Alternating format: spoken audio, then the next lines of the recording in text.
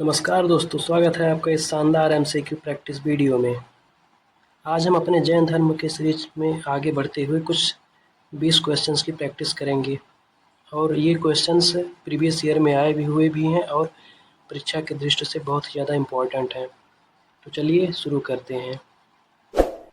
जैन धर्म में कितने संप्रदायों में विभक्त किया गया था?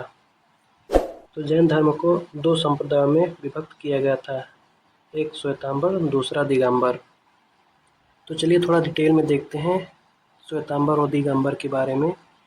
तो जब महावीर स्वामी का निर्माण हो चुका था, उसके 200 वर्ष बाद जैन संघ को 2 संप्रदायों में बांटा गया था।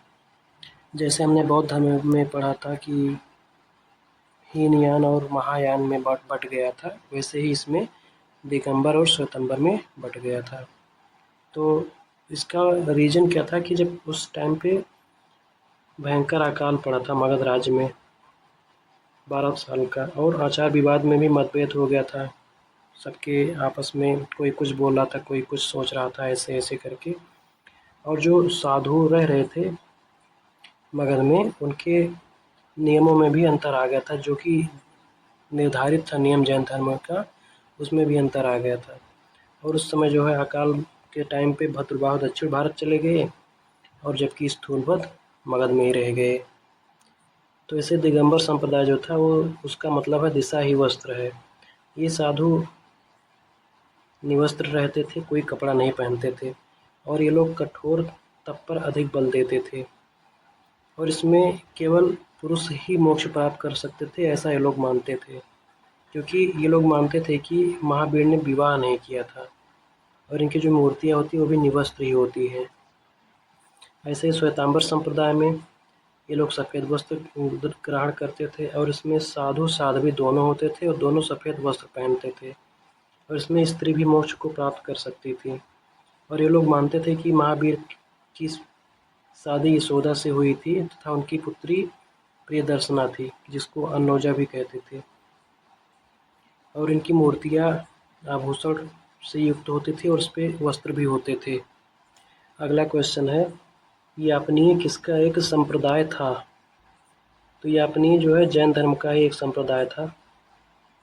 अगला क्वेश्चन है, प्रथम जैन संगीति के अध्यक्ष कौन थे? तो प्रथम जैन संगीति के अध्यक्ष स्थूलभद्र थे। अब जैन धर्म में केवल 2 ही जैन संगीति हुई थी। तो चलो इसके बारे में थोड़ा सा डिटेल में देखते हैं, दोनों जैन संगीति के बारे में। प्रथम जैन संगीति ये लगभग 300 ईसा पूर्व के आसपास हुई थी। इसका स्थान पाटलिपुत्र था, वर्तमान पटना जिसे कहते हैं, और इसके अध्यक्ष स्थूलभद्र थे। और इसका जो कारण था वो था 12 वर्ष का अकाल, शिक्षाओं का संरक्षण। परिणाम उसका क्या हुआ? आगमों का मौखिक संकलन हो गया इसमें। और द्वितीय जैन संगीति लगभग ये 453 से 456 ईसा पूर्व के बीच में हुई थी, और ये गुजरात में हुई थी, वल्लभी नामक स्थान पे। और इसके अध्यक्ष से देवादिगण क्षमा श्रमण थे। और इसका कारण क्या था? आगमों का लिखित रूप में देना। परिणाम क्या हो? श्वेतांबर आगमों का लिखित संकलन हो गया। तो इससे ही पता चलता है कि दूसरे जैन संगीति में जो कुछ उनका आगम था, जो कुछ भी था, वो लोग लिखित रूप में लिपिबद्ध हो गया था। और प्रथम जैन संगीति में वो केवल मौखिक संकलन ही था, उसमें कोई लिखित कुछ नहीं था। अगला क्वेश्चन है, निम्नलिखित में से वह कौन सा अंग है जिसमें जैन उपासकों के विधि, आचार एवं नियमों का संग्रह किया गया है? तो इसका सही आंसर है उपासक दशाओं में उनके नियम, आचार, विधि और इन सब का संकलन किया गया है। तो उपासक दशा क्या होता है, चलो इसको भी देख लेते हैं। तो उपासक दशांग इसे भी कहते हैं, एक जैन धर्म का एक आगम है, आगम ग्रंथ है। और यह श्वेतांबर संप्रदाय के 12 अंगों में से 7वां अंग माना जाता है। इसमें गृहस्थ उपासकों के आदर्श जीवन का वर्णन है। इसका उपासक का अर्थ क्या होता है? उपासक का अर्थ होता है कि वह गृहस्थ जो जैन धर्म का पालन करता है लेकिन सन्यासी नहीं होता है। उसमें उपासिका भी है, जैन धर्म का पालन करने वाली गृहस्थ महिला। मतलब ये लोग गृहस्थ में रह करके जैन धर्म का पालन करते थे।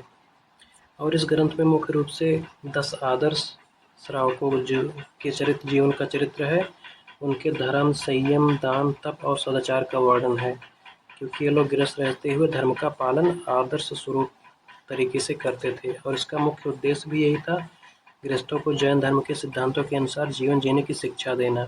सत्य, अहिंसा, अपरिग्रह, संयम और सदाचार का पालन सिखलाना ही था उनका मुख्य उद्देश्य।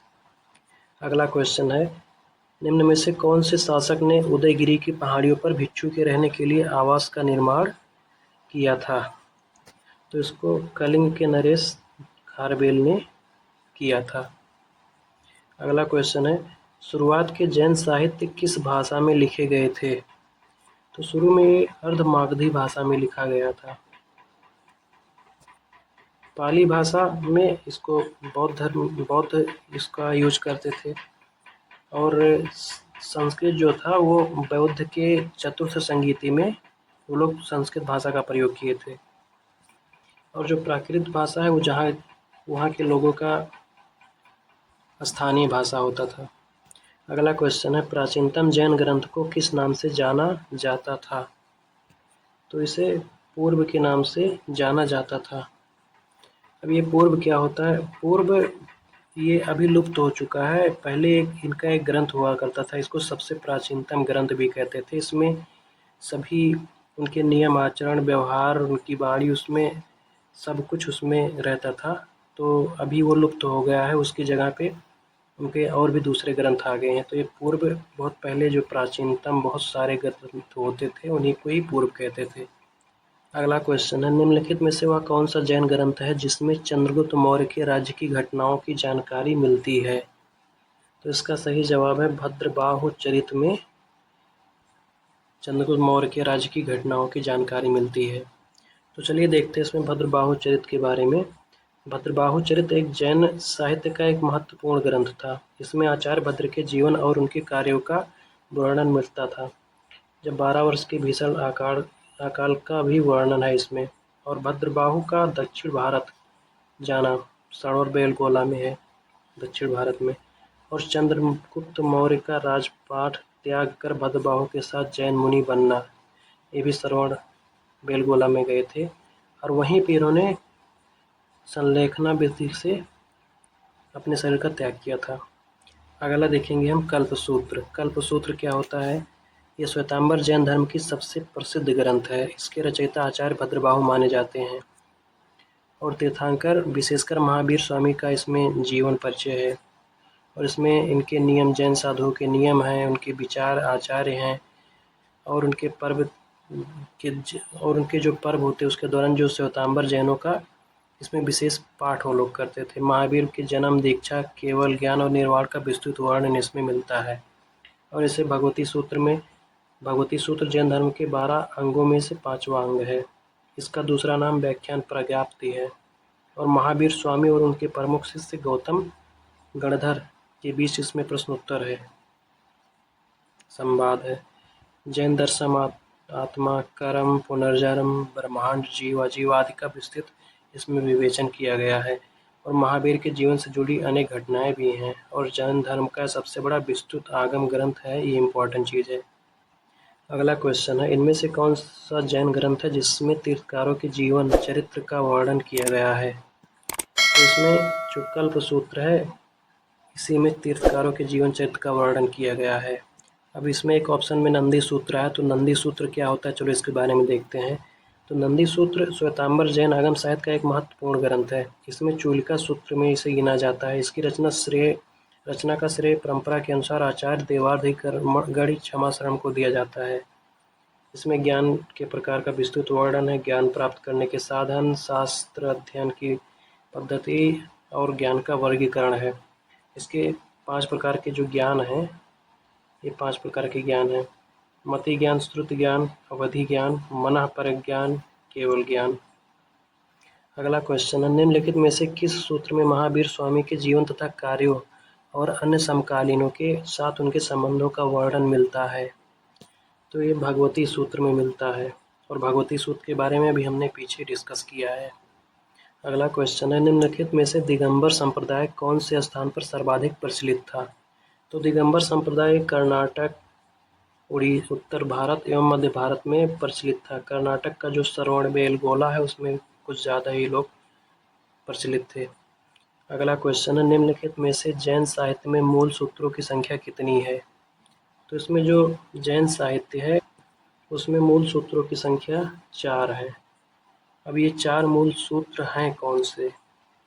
तो चारों मूल सूत्र में पहला है 10 वैकल्पिक सूत्र है, और दूसरा है उत्तराध्यान सूत्र है, तीसरा आवश्यक सूत्र है, और चौथा है ओघ निरयुक्त सूत्र है। अगला क्वेश्चन है, जैन धर्म के उपदेश, भिक्षुओं के कर्तव्य, विहार के जीवन यम नियम आदि का वर्णन किसमें किया गया है? विहार का मतलब है जहाँ पे ये लोग रहते हैं, तो इसको मूल सूत्र में इसका वर्णन किया गया है। अगला क्वेश्चन है, आगम किसके लिए प्रयुक्त होता है? आगम जैन साहित्य के लिए प्रयुक्त होता है, और ये आगम किसे कहते हैं, चलो इसके बारे में थोड़ा सा डिटेल में देखते हैं। आगम जैन धर्म के एक प्रमाणिक धार्मिक ग्रंथ है जिसमें भगवान महावीर के उपदेश, जैन दर्शन, आचार विचार, नियम, तप, साधना एवं धार्मिक सिद्धांत का संकलन किया गया है।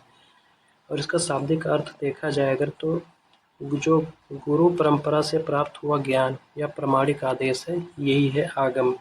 और इसकी रचना कैसे हुई है? तो इसका कोई ग्रंथ नहीं है, कोई लिखित कोई ग्रंथ नहीं है। जो भी भगवान महावीर बोलते थे तो उनके गणधर, उनके शिष्य उसे आगे सुनाया करते थे। ऐसे ही चलता गया कई पीढ़ियों तक। और इसको अगर देखा जाए लिखित रूप अगर कब दिया गया था, तो इनकी जो द्वितीय जैन संगीति हुई थी तब जाके इनको लिखित रूप दिया गया था। अगला क्वेश्चन है, वह कौन सा जैन सम्मेलन जिसमें सभी आगम साहित्य को लिपिबद्ध किया गया था? तो अभी इसके बारे में हमने देखा कि जो द्वितीय जैन संगीति थी उसी में इसको लिपिबद्ध किया गया था। इससे पहले सब कुछ मौखिक ही रहता था, उनके शिष्य लोग उसके आगे सुनाया करते थे। अगला क्वेश्चन है, निम्नलिखित में से वह कौन सी शैली जिसमें नंदी सूत्र तथा किस अनुयोग किस शैली में लिखे गए हैं? तो इसका सही जवाब है बी, सूत्र शैली में लिखे गए हैं। चलो तो इसके बारे में थोड़ा सा डिटेल में देखते हैं। अनुयोग का अर्थ है जैन ग्रंथों का विषयानुसार वर्गीकरण होता है। इसमें जो जैन आचार्य हैं वो अध्ययन को सरल बनाने के लिए साहित्य को 4 अनुयोगों में बांटा। प्रथमानुयोग, इसमें इतिहास एवं कथाएं हैं, जिसमें 24 तीर्थकारों, चक्रवर्ती सम्राट आदि इनका वर्णन किया गया है। और दूसरा है करणानुयोग, इसमें गणित, ज्योतिषी, ब्रह्मांड, लोक विज्ञान, कला आदि का वर्णन किया गया है। तीसरा है चरणानुयोग, इसमें साधु और श्रावक के आचार, नियम और अनुशासन का वर्णन किया गया है। चौथा है द्रव्यानुयोग, इसमें जैन धर्म के सिद्धांत, जीव अजीव, कर्म और मोक्ष का वर्णन किया गया है। और ऐसे ही अगला सूत्र शैली है। सूत्र शैली इसको प्राचीन भारतीय साहित्य की एक ऐसी लेखन शैली है जिसमें बहुत कम शब्दों में गहन अर्थ व्यक्त किया जाता है। जैन, बौद्ध और वैदिक साहित्य में इसका व्यापक उपयोग हुआ है। इसका मतलब होता है संक्षिप्त, इसको जो कुछ होता है इसको संक्षिप्त, इसका मतलब है कि संक्षिप्त भाषा में इसको लिखा गया है, और जिसे याद करने में भी आसानी होती है, उसका पूरा अर्थ भी होता है, और गुरु के द्वारा व्याख्या इसकी आवश्यक होती है इसमें। अगला क्वेश्चन है, निम्नलिखित में से पूर्वकालिक जैन ग्रंथ में ब्रह्मांड का वर्णन, प्राणियों का वर्गीकरण एवं खगोल विद्या का वर्णन किया गया है? तो इसका वर्णन उपांग 12 उपांग में किया गया है। अब चलो देखते हैं 12 उपांग को थोड़ा डिटेल में। उपांग का जो अर्थ होता है वो अंगों के सहायक ग्रंथ होता है। ये 12 प्रकार हैं। इसमें धर्म, दर्शन, ब्रह्मांड, भूगोल, जीव विज्ञान, स्वर्ग, नरक इनका आदि का वर्णन मिलता है। और ये जो 12 उपांग है इसमें पहला है औपपातिक सूत्र, इसमें देवों और नरक में जन्म लेने वाले जीवों का वर्णन है। इसमें अचानक जन्म की भी व्याख्या है। दूसरा है राजप्रश्नीय सूत्र, इसमें राजा और जैन मुनि के बीच के प्रश्नोत्तर या संवाद का भी वर्णन है। इसमें आत्मा, पुनर्जन्म और धर्म पर चर्चा किया गया है। और तीसरा है जीव विभागीय सूत्र, इसमें जीवों का वर्गीकरण है, एकेंद्रीय पंचेंद्रीय जीवों का वर्णन है। चौथा है प्रज्ञापन, इसमें जीव और अजीव का विस्तृत वर्णन है, जैन दर्शन का अधिकार भी है। पांचवा है जम्मू द्वीप प्राप्ति, जैन भूगोल जम्मू द्वीप का वर्णन है। चंद्र प्राप्ति छठवां है, चंद्रमा और खगोल विज्ञान है इसमें। ज्योग्राफी से रिलेटेड। और 7वां है सूर्य प्राप्ति, सूर्य की गति और समय की गणना इसमें है। निर्यावली में नरक का वर्णन या पापों का परिणाम है। कल्पा व तंसिका में देवों के लोक और स्वर्ग का वर्णन है। पुष्पिका में इनके देव और धार्मिक कथाएं हैं। पुष्पचूलिका में धार्मिक ग्रंथ एवं नैतिक शिक्षाएं हैं। और वृषण दशा में वृषण वंश का वर्णन है। श्री कृष्ण और उनके कुल से संबंधित कथा जैन परंपरा के अनुसार है। अगला क्वेश्चन है, निम्नलिखित में से जैन भिक्षुओं के लिए उपयोगी विधि नियमों को किसमें संकलित किया गया है? तो इसको छेद सूत्र में संकलित किया गया है। अगला क्वेश्चन है, अगला क्वेश्चन, इनमें से कौन सा संप्रदाय है जो राजस्थान एवं गुजरात में सर्वाधिक विस्तारित था? तो इसका श्वेतांबर संप्रदाय जो था वो राजस्थान और गुजरात में सबसे ज़्यादा विस्तारित था। इसमें लास्ट क्वेश्चन है, निम्न में से कौन सा जैन धर्म ग्रंथ जैन धर्म से संबंधित उप संप्रदाय है? तो इसका सही आंसर ये है, स्थानकवासी, 20पंथी, गुमानपंथी, तेरहपंथी। ये सभी जैन धर्म से संबंधित उप संप्रदाय हैं।